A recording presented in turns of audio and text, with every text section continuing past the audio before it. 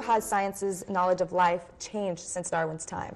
Well, remember Darwin worked in the 19th century, and he worked on animals and plants, but back then people didn't know about the foundation of life, the cell and the molecules that run the cell.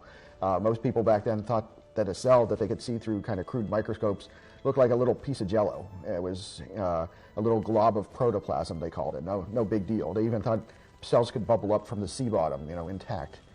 But since Darwin's day, science has discovered that the cell is run by machines, literally machines made out of molecules.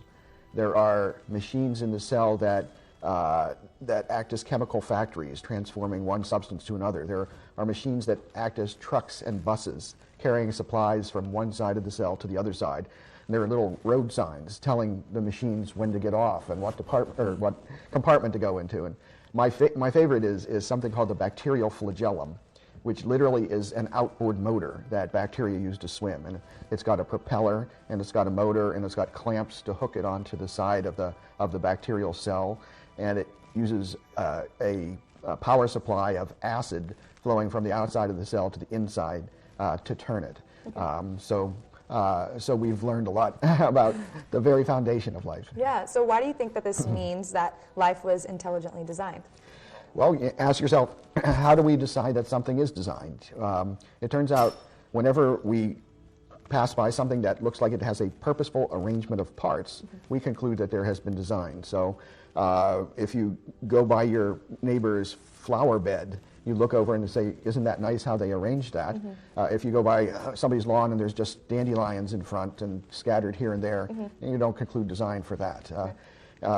And this goes, strongly for machinery. If you see a real outboard motor with its propeller and other parts arranged for a very sophisticated function, we always know that there was a mind behind it. Somebody arranged that.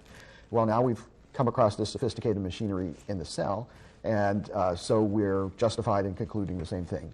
So what is the difference between plain evolution and Darwin's theory of evolution? Well, most people don't know it, but Darwin was not the first person to suggest evolution. A number of scientists did before, but they always suggested that evolution, the unfolding of life, was arranged, was done on purpose, or there was some inbuilt drive in nature, some teleology. Darwin was the first person to suggest that evolution had no purpose whatsoever. It just kind of unfolded the way the wind blew. Okay. And so people who think that Darwin's idea is compatible with a purpose in life are not understanding it well. If there is purpose to life, then Darwinism is not correct.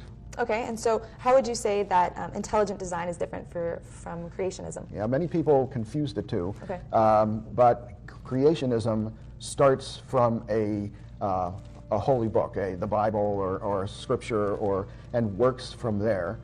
Intelligent design starts from the facts of nature, the facts of molecular machines and complex functional structures in nature. I'm a biochemist. I used to think Darwinism was true until I looked into it more closely. I didn't start out working on it. And it was not because of religious reasons or philosophical, but because of the very compelling, purposeful arrangement of parts, even with molecular machines. Okay.